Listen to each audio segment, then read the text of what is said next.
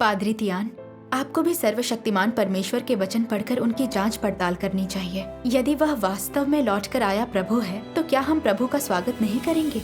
क्या तुम भूल गई कि बाइबल में क्या लिखा है?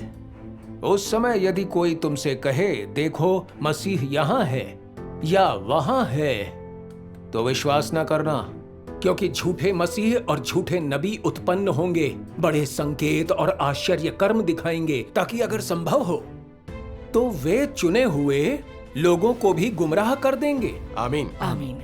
याद रखो, प्रभु की वापसी का प्रचार करने वाले झूठे मसीह हैं, गुमराह कर रहे हैं लोगों को।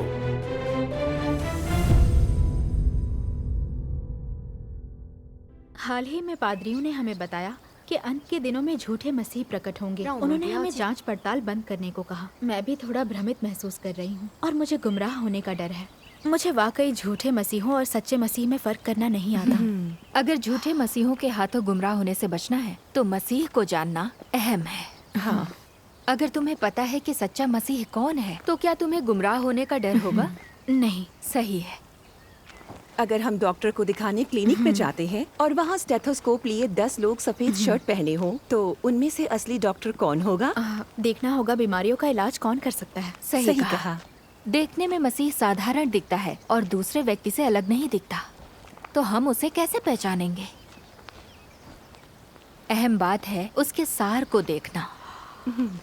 प्रभु यीशु ने कहा था, मार्ग और सत्य और जीवन मैं ही हूँ। मसीह का सार सत्य, मार्ग और जीवन है। अगर हमें मसीह को जानना है तो हमें बुनियादी सिद्धांत को समझना चाहिए। केवल मसीह ही इंसान को बचाने के लिए सत्य व्यक्त कर सकता है। जल्द ही सभा शुरू होगी। परमेश्वर के वचन पढ़कर हमें अधिक समझ हासिल होगी। ठीक है। जो देहधारी परमेश्वर है उसके पास परमेश्वर का सार होगा, और जो देहधारी परमेश्वर है उसके पास परमेश्वर की अभिव्यक्ति होगी। क्योंकि परमेश्वर ने देह धारण किया है, इसलिए वो उस कार्य को सामने लाएगा जो वो करना चाहता है, और क्योंकि परमेश्वर ने देह धारण किया है, इसलिए वो उसे अभिव्यक्त करेगा जो वो है, और वो मनुष्य के लिए सत्य को लाने, उसे जीवन प्रदान करने और उसे मार्ग दिखाने में सक्षम होगा। जिस देह में परमेश्वर का सार नहीं है, वो निश्चित रूप से देहधारी परमेश्वर नहीं है, इसमें कोई संदेह नहीं।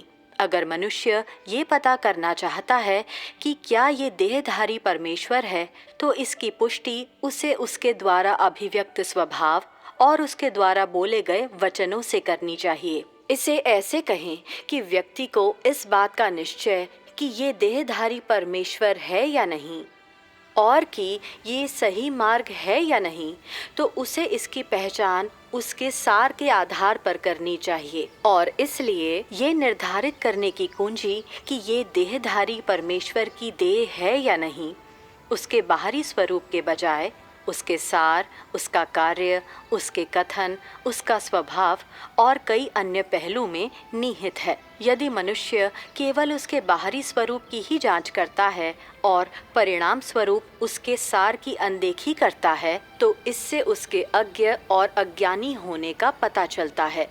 आमीन। आमीन। परमेश्वर के वचन पढ़कर आप सब लोग समझ गए होंगे। वास्तव में झूठे मसीहों और सच्चे मसीह में अंतर करना कठिन नहीं है। मुख्य बात यह देखना है कि क्या वे सत्य व्यक्त करके इंसान को बचाने का परमेश्वर का कार्य कर सकते हैं। प्रभु यीशु ने पहले ही इसके लिए मार्ग दिखा दिया था। जल्दी से इसके बारे में बताइए। प्रभु यीशु ने कहा था, मुझे तुमसे और भी बहुत सी बातें कहनी है, परंतु अभी तुम उन्हें सह नहीं सकते। परंतु जब वह अर्थात सत्य का आत्मा आएगा तो तुम्हें सब सत्य का मार्ग बताएगा। आमीन। आमीन। सर्वशक्तिमान परमेश्वर आ गया है और उसने लाखों वचन व्यक्त किए हैं। इनमें से हर वचन सत्य है और उनमें जो चीजें शामिल हैं वे भरपूर हैं। मुझे यकीन है हर किसी ने कुछ पढ़ा होगा।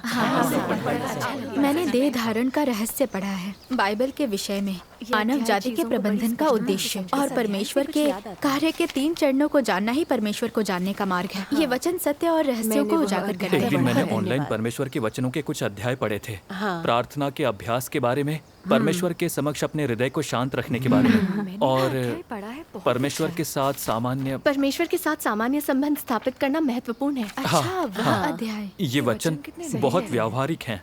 ये बहुत विस्तार से और बहुत स्पष्ट रूप से मार्गों के बारे में बात करते हैं, जैसे सच्ची प्रार्थना क्या है, परमेश्वर के इरादों के अनुरूप प्रार्थना कैसे करें और उसके करीब कैसे जाएं। हाँ, मैंने इन वचनों के अनुसार प्रशिक्षण लेकर अभ्यास किया और परमेश्वर के साथ मेरा संबंध घनिष्ठ हुआ है। मैंने भी ऐसा महसूस किया। इन मार्गों को इतने विस्तार से या इतनी स्पष्टता से पहले कभी कोई नहीं समझा पाया।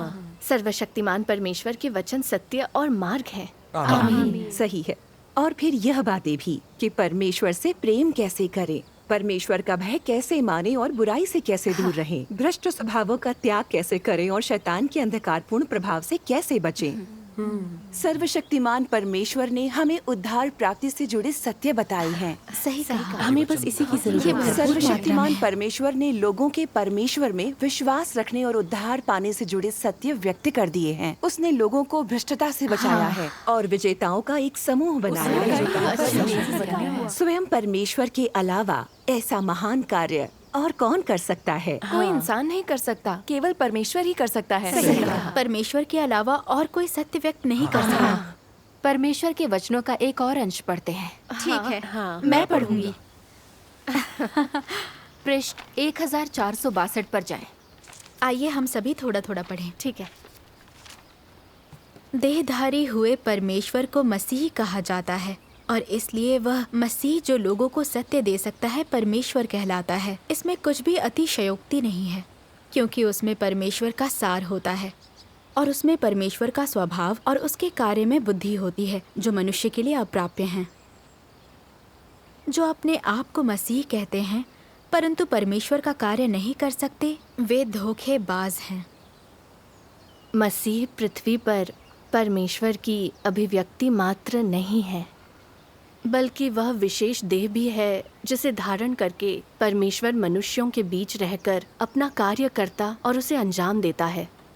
कोई मनुष्य इस देह की जगह नहीं ले सकता, बल्कि यह वह देह है जो पृथ्वी पर परमेश्वर के कार्य का पर्याप्त रूप से बीड़ा उठा सकती है और परमेश्वर का स्वभाव व्यक्त कर सकती है और परमेश्वर का अच्छी तरह प्रतिनिधित्व कर सकती है और मनुष्य को जीवन प्रदान कर सकती है। मसीह का भेष धारण करने वाले लोगों का देर सबेर पतन हो जाएगा, क्योंकि हालांकि वो मसीह होने का दावा करते हैं किंतु उनमें मसीह के सार का लेश मात्र भी नहीं है। और इसलिए मैं कहता हूँ कि मसीह की प्रामाणिकता मनुष्य द्वारा परिभाषित नहीं की जा सकती, बल्कि इसका उत्तर और निर्णय स्वयं परमेश्वर द्वारा ही दिया लिया जाता है। आमीन। ये वचन अद्भुत क्या है। परमेश्वर के वचन सबको समझ में आ गए? हाँ। मसीह सत्य व्यक्त करने और इंसान को बचाने का कार्य करने में सक्षम होगा। झूठे मसीह सत्य व्यक्त क्यों नहीं कर सकते? क्योंकि वे परमेश्वर नहीं है। क्योंकि उनका सार राक्षसों और शैतानों का है। वो ना तो सत्य व्यक्त कर सकते हैं, सही कहा। और ना ही इंसान को भ्रष्टता से बचा सकते हैं। यह निश्चित है। ये सच है। सही है। फिलहाल कुछ देशों में झूठे मसीह प्रकट हुए हैं जिन्होंने कुछ संकेत और चमत्कार व दुष्ट आत्माओं के कार्य की अभिव्यक्तियां दिखाई हैं, जिन पर लोगों ने विश्वास किया और गुमराह हो गए। प्रभु यीशु ने इस बात को बहुत स्पष्ट रूप से कहा। झूठे मसीह गुमराह करने के लिए बड़े बड़े संकेत और चमत्कार दिखाने का काम करते हैं। ये झूठे मसीहों का सबसे बड़ा लक्षण है। सही कहा।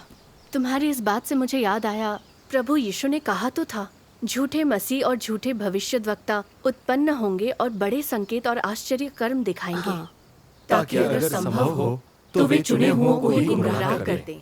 आमीन। इन राक्षसों और शैतानों के अंदर सत्य नहीं होता। वे केवल लोगों को गुमराह करने के लिए चमत्कार दिखाते हैं। तो हम इस तरह झूठे मसीहों और सच्चे मसीहों में फर्क करते हैं। इस संगति ने इस बात को स्पष्ट कर दिया है। ये संगति बहुत रोशन करने वाली थी। हाल ही में हमने सर्वशक्तिमान परमेश्वर के कई वचन पढ़े हैं। आपकी संगति सुनने के बाद हमारे मन में स्पष्टता आ गई है। अब मैं अच्छी तरह समझ गई। सर्वशक्तिमान परमेश्वर ने इतने सारे सत्य व्यक्त किए हैं, इसलिए वह अवश्य कार्य कर रहा परमेश्वर और लौट कर आया प्रभु होगा। परमेश्वर का आखिरकार धन्यवाद। हमने प्रभु का स्वागत कर ही प्रभु लिया। का धन्यवाद। बहनों, हम फिर से इकट्ठा कब होंगे और सुसमाचार का प्रचार करने के लिए मेरे घर आइए। मेरे घर भी प्रचार करना है। मेरे घर का आंगन काफी बड़ा है, आप लोग